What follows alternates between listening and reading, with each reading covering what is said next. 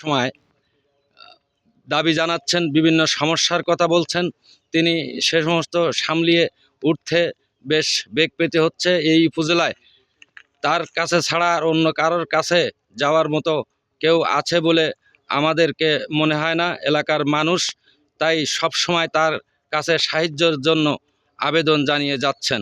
আপনারা দেখছেন আমরা এসেছি আশাশুনি উপজেলার বুধাটা ইউনিয়নের চাপড়ার মাদ্রা গ্রামের আব্দুর রাজ্জাক ও ইলিয়াসের ঘর আগুনের লেগে ভূষীভূত হয়েছে সম্পূর্ণ। এ বিষয়ে মাননীয় এমপি সাহেবের কাছে জানানোর পরও তিনি কোনো সহযোগিতা না পেয়ে বিভিন্ন জায়গায় ছোটাছুটি করতে থাকে।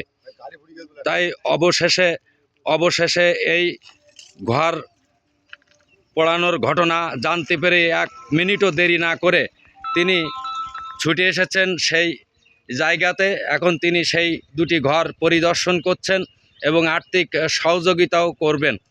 আপনারা জানেন তিনি সবসময় মানুষের পাশে থাকেন, আছেন, ভবিষ্যতেও থাকবেন।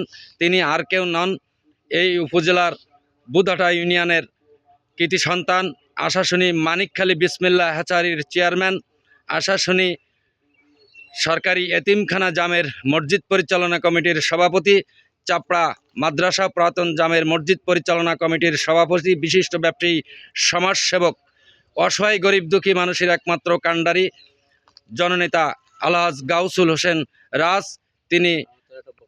তিনি এই ঘর পড়ে বহু ক্ষতিগ্রস্ত হয়েছেন। সেই আব্দুর রাজ্জাক ও ইলিয়াসের ঘর পরিদর্শন করছেন এবং আর্থিক সহযোগিতা তুলে দেবেন, সেটি আপনারা দেখবেন।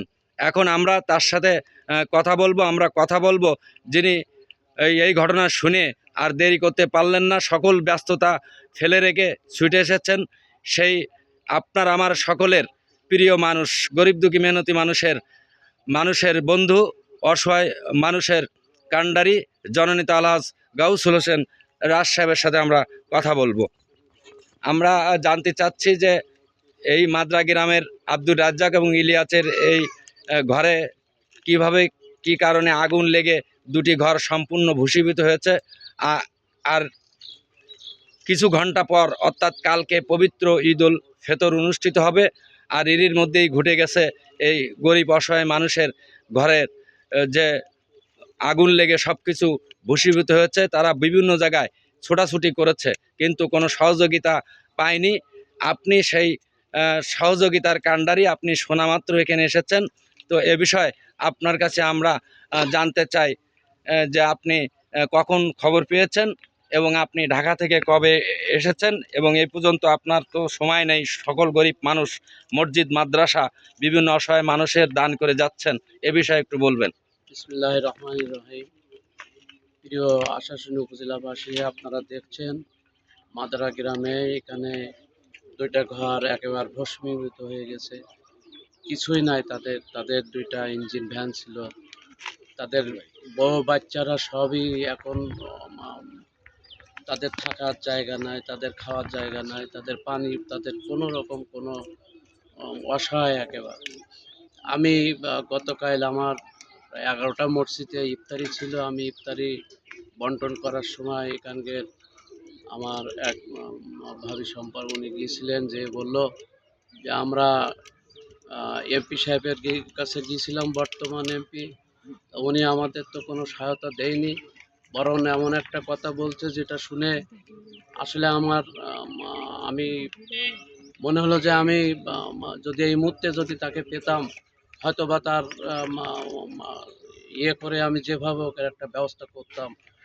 আর আমি শুনেছি কালকে সন্ধ্যার পরে, তারপরে সারাদিন আমার ব্যস্ততা, আমি অসহায় মানুষ, প্রায় কালকে সারা রাতই জাগা মানুষ, একের পর এক বিভিন্ন রকম সমস্যা নিয়ে আসছে। মানুষের সমস্যা যতটুকু আল্লাহ পাকের ইচ্ছায় চেষ্টা করে যাচ্ছে মানুষকে সহযোগিতা করা।